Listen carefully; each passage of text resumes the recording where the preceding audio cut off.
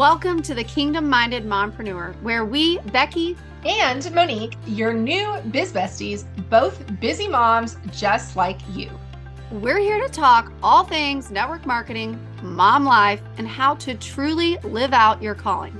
We'll be dropping 2 episodes each week to help you, the busy mompreneur, know the exact strategies to build both your business and your home. You'll hear each week from one of the top network marketers on their best tips for what's led to their success and what's working now. We know that you're here because you are called to something more. You have a desire to succeed in both your business and at home, and we are going to teach you how. If you love what you hear here on the podcast and want to be one of our success stories, join us inside our community, the Kingdom-Minded Mompreneur, where we provide a daily social media action plan, additional resources, kingdom coaching, and more. Click the show notes for the link to join. So let's get into the episode.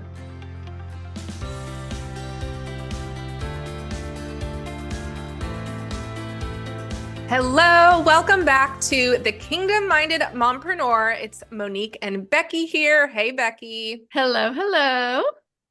We're excited about today's topic because Becky and I are not afraid to go there. We're not afraid to talk about the things that maybe some people don't want to talk about or people think, but nobody's actually saying out loud. So today is the beginning of a 3-part series that we're going to give you all about what the network marketing industry won't tell you. Drum roll. What the network marketing industry will not tell you. Okay, so today's episode, part 1, we're going to be talking about why your rank is not your worth. And I feel like before we get into any of these episodes that we want to give you a disclaimer that we love the network marketing, direct sales, social selling industry. We serve this industry. We coach in this industry. We both have had very impactful life changes. I adopted 3 boys and afterwards was able to, have a network marketing business be the resource that allowed me to have a flexible schedule. Becky had an amazing experience being at the top of a company. So we both have seen how it has created life-changing impact for our specific families and for our lives. And we love this industry. So with that being said, we want all of this to come through that filter. We are not here to bash the industry, but we do want to shine a light on some things that we feel like maybe have gotten misconstrued or maybe there's, become this culture. So what are your thoughts, Becky, on your rank is not your worth? Well, I think the first thing that comes to mind, just because we both have, right, coached at this point, I would go as far to say thousands of women. I mean, yes, I've coached men, but I just want to speak to the mama, right? And I think for me personally, there have been so many women that they achieve this rank or title and then they lose that rank or title for whatever reason, right? Like whether it's their own fault or not, right? They're not doing it or life circumstances or who knows, right? And there's this sense of shame that comes with it and depression and regret and worthiness. And the first thing that I think about is there are so many things in life. When you accomplish it, it can't be taken away from you, right? Like I have ran a half marathon and that's something I'm insanely proud of. And if someone were to come to me and say, Becky, unless you continue to run half marathons, you can't say that you ran a half marathon. I would literally be like, how does that make any sense? Like, it makes no sense, right? It's something I'm proud to have done, but I'm like, that would be impossible for me to forever and always, just maybe because of my health or maybe whatever, right? And I just think, I just want to tell that woman, regardless of what the company protocol is. And this has nothing to do with corporate or bashing them, but just in general, every company is different. And I've experienced both sides of it where it's once you achieve it, it's a lifetime rank and yay, that's cool. And I've been in a company where once you achieve it, you have to hit it every certain amount of time or you lose it. And so I just think I don't Can we know. talk about that for a second? Yeah, yeah, yeah. I mean, Okay, so I think that's interesting that you just brought up, in some companies, the way that they run their company is when you hold a rank or when you hit a rank, you are a lifetime blank, right. sparkle unicorn, whatever. Like whatever your title is, like you have a lifetime title of blank rank, whatever rank you are. Other companies are what you're talking about, where when you hit a certain title, you have to do certain things to maintain it, or you go backwards Right. and now you're re-ranked as a, whatever that lower title is. And I did not realize until we started coaching, because I come from the company that I had done was, we held our rank. And so Yeah. even if you didn't, achieve that the following month or the following year or whatever, like you were the lifetime of whatever. And so it wasn't a hit to your esteem necessarily. Right. But when we started coaching, so many of our clients are in one specific company where you do lose your rank. Yeah. And we would have calls with people that literally women would be in tears just talking about they went backwards and they Yeah. weren't able to hit their rank. And I just thought, because it wasn't just that, okay, you went backwards in title, but it was the identity that was associated with that, the worthiness that was, it was Yes. like, I don't have any more worth because I went backwards. And Yeah. honestly, even just hearing it from people, I would think that doesn't make sense. Like you've already achieved the thing. That doesn't make sense. But for so many women, their worthiness is Mm. attached to their rank. Yeah. And it's interesting too, because I feel like when you think about, your title and, the shiny objects and the carrots that are dangled in front of you, it's not to say don't chase after that or don't, have that as maybe a goal that you've set, like whatever it is, whatever title.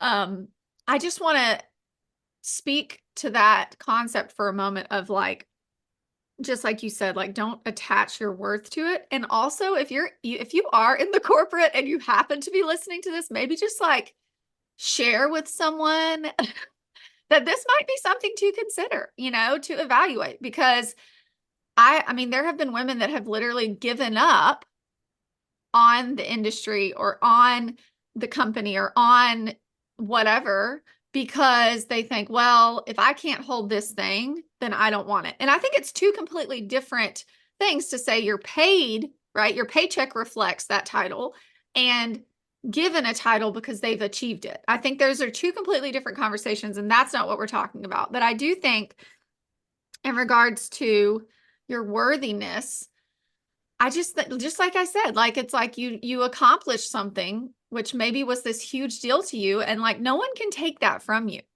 I don't care what your badge at conference says, or when you log into your company, like once you've accomplished the thing, like that's incredible. Like yes, celebrate it, be proud of it. But a couple of thoughts in regards to rank. Like if you attach your worthiness to being able to contribute on the corporate level and help the company as a whole and have a say in like what is impacting the entire field, and that is something you're really passionate about, honestly, like maybe the corporate level is more of like where your focus should be. Like maybe you being in the field and getting so obsessed with the promotion and this and that and how it's impacting what you're capable of and able to do. I mean, if you're obsessing over that, then that might not be something that you need to be focused on. Because to me, when I think about like rank and title, like, yes, there are incentives where, if you're going to earn a trip or something, if you hit a certain rank by a certain time and it's like a $10,000 trip and you are like, oh, I'm $1,000 away and you're like working and you spend a little money to invest, like, you're getting a $10,000 trip. So, yes, it's worth it, right? But if you are literally pouring like money or asking favors or putting stuff on a credit card to maintain a title, I think you just need to like take a step back for a minute, right? And say like, why am I doing this? Right? Like what is the reason behind, right? What are the stories that I'm telling myself that are causing me to like act in this way, right? If you look at any other company, like, I don't know, like if you worked at like IBM or Dell or Apple, like you would not be like, here, Apple, here's $2,000 so I can keep my job. You'd be like, I'm going to go get another job. Well, and I think it's the culture that's been accepted. It's been accepted and it's not talked about, but behind the scenes, I think there are things that people do to keep their rank or to keep people above float, Mm-hmm. keep people afloat.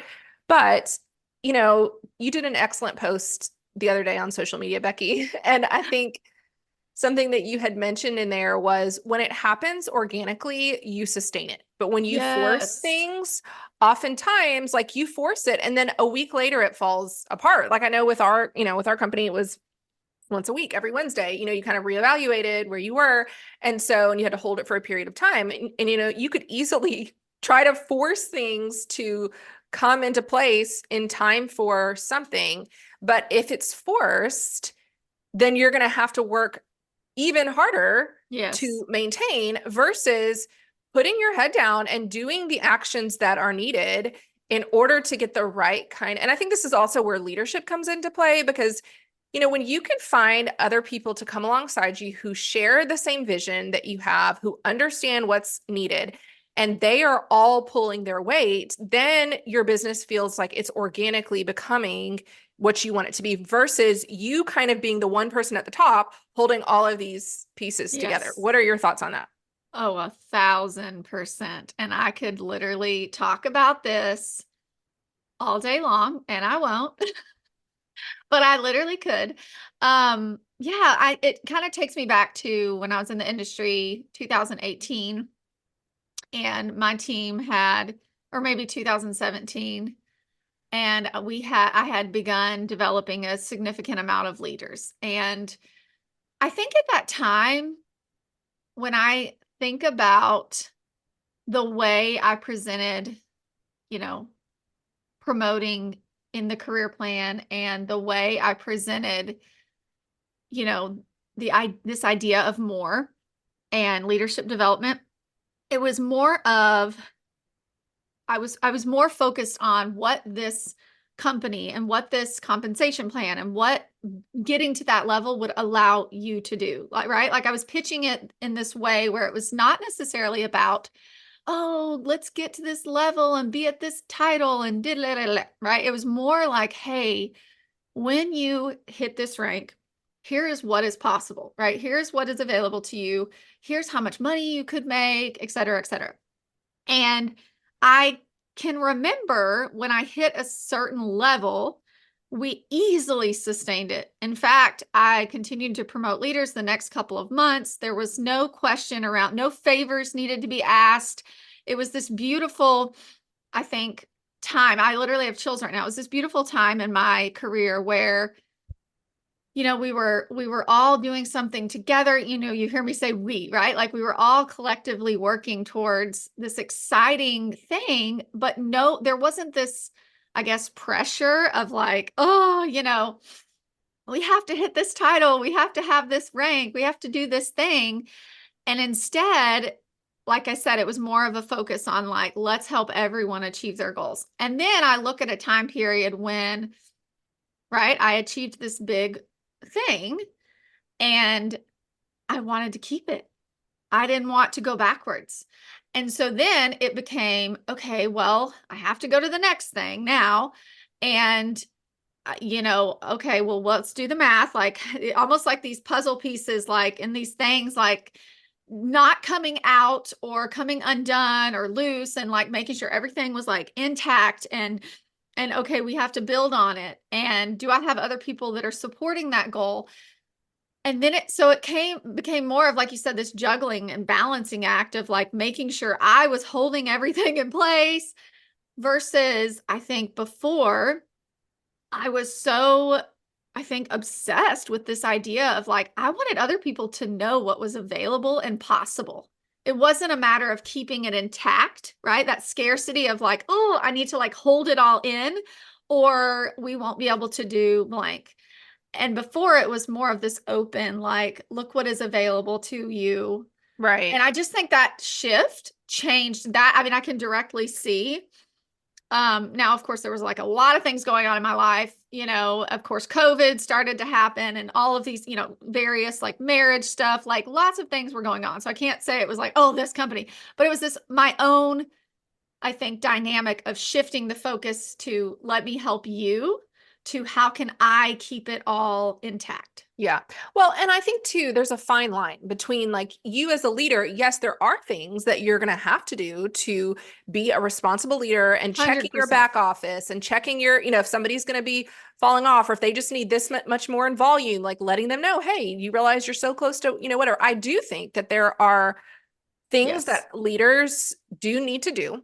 But I think what we're talking about here is the forcing of Yes. things when Yes. you don't have leadership, other people in leadership, and you're kind of the one forcing things to happen or forcing something that's not ready, it's not at its right place yet.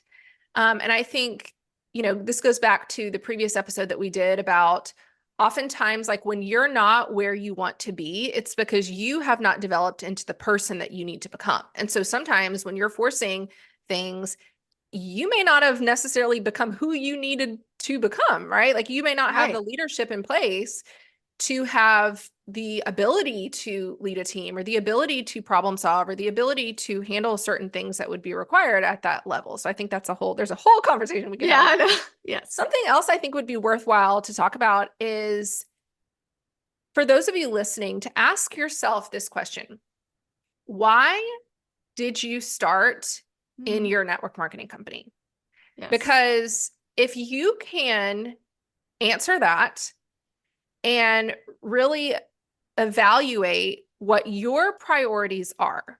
Like if you do not look to the left, look to the right, you don't get caught up in the noise, ask yourself, like, what are your priorities? Now, along with this, I want to give another disclaimer to say it is okay to have goals that could maybe be, let's say, on a scale of 1 to 10, that you're like, okay, I want to achieve a 4, right? Like you come in and you're like, I just want to hit this level 4, but you see the 10 and you see what's possible and it motivates you and you're like, okay, I actually could do more than what I thought I wanted to do. I think that there is that element and Mhm. that is important. But the reason why I encourage people to ask why you even want this is because sometimes you could come into something and you could, I'm going to use the example of, I'm going to give an example of somebody who, she was actually my upline in one of the companies I was in. And I admired her so much. She was homeschooling. At this point, actually, she was finishing homeschooling, but she had homeschooled 4 boys. And when she got started in her direct, you know what? That's funny is I never put this together, but I hadn't even had my kids yet before this. Oh, wow. And I didn't, and now I'm realizing I'm like Right. that You're example. homeschooling. Yeah, I'm like, oh my goodness, this is like the example. But anyway, it was a jewelry company. She got into this company because she wanted to be able to homeschool her boys and she wanted to be able to have enough where she could pay for their schooling, pay for all of their curriculum, and be a homeschool mom.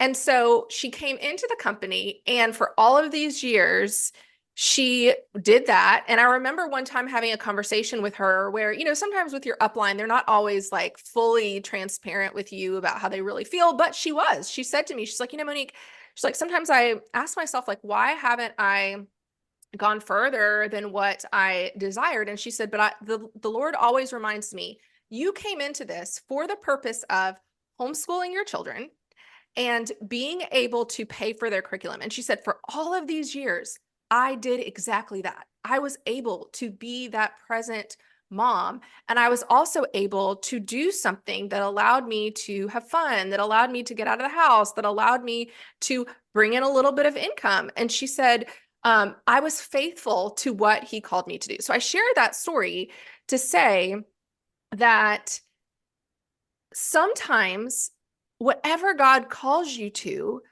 might not feel like it's enough when you are looking around. Like if you're looking Mm, around and you're comparing, I just saw a reel this morning that was talking about how when Eve was in the garden, instead of looking all around at Yeah. like all that God had given her, like all the trees, it was like the one tree she couldn't have, like the one fruit Mm. that she couldn't Mm-hmm. have. She got so fixated on that.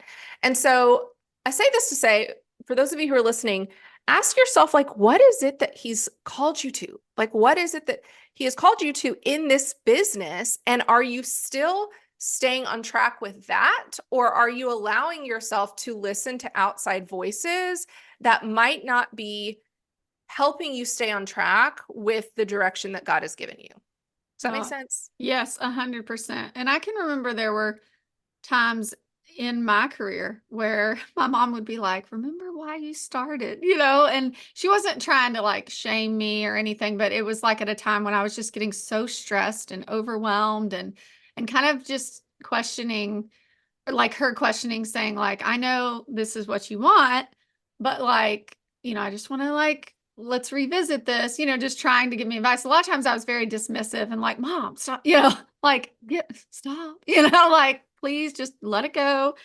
And I'm reminded of something she said to me once when you were talking about that. She said, do not let the reason that you started your business become what you sacrifice to have success. And Wow. I have chills because I remembered like it like literally it like pierced me because I started so could make $1,000 a month, right? And so many times what I see happen in the industry is just like you said, outside of this woman who clearly had her priorities right and maybe had to check herself on occasion, right? Like, okay, why am I doing this again? But I think, we start to see, we maybe get a little taste of it, of the excitement, of the recognition, of the shiny objects, of the whatever, the way it makes us feel. Because that is one incredible thing about the industry, right? Is like Gloria was saying on the podcast, we interviewed her, like you show up, you're great. Like you sneeze, you're great, right? And that's good, it feels good for someone to love on you and tell you, and recognize you and send you gifts. But at the end of the day, you know, your company could close their doors tomorrow, and who will you still be? Who would you be? You would still be their mama, right? You will still be so-and-so's wife or whatever, or a single mom, or, yeah, whatever, right? Like you're still you. Your identity is in Christ. Your identity is not that of, and I know we're going to talk a little bit more about this in part 3.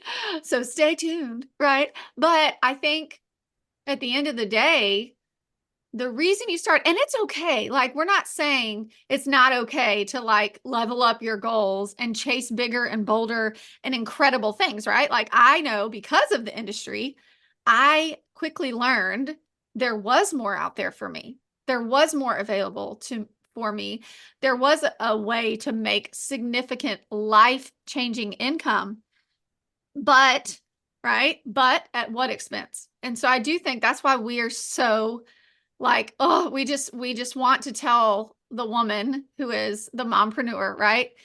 Like that whole concept that we say over and over, but it's like the sacred and like, what will you sacrifice? And I just feel like for that woman who, like, it's okay if for me, I started the business so I can make $1,000 a month. Cool. Okay. Well, I realized, okay, I can make more. And it's not saying that you should only ever go after what you started for, but it's saying, okay, but why are you doing it now? Right. So it's like, why did you start? And what are you really chasing after right now? And is it the thing that you feel God has called you to do? Thanks so much for listening to the Kingdom Minded Mompreneur.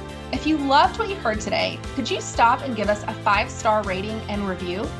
It helps our visibility on podcasting platforms so others like you can hear more of this message. Also, if this episode encouraged you, we would love for you to pass it along to your own biz bestie and anyone else who could benefit. Lastly, don't forget that if you want to hang out with us just a little bit more, join us inside the Kingdom Minded Mompreneur community. Click the link in the show notes. Bye for now.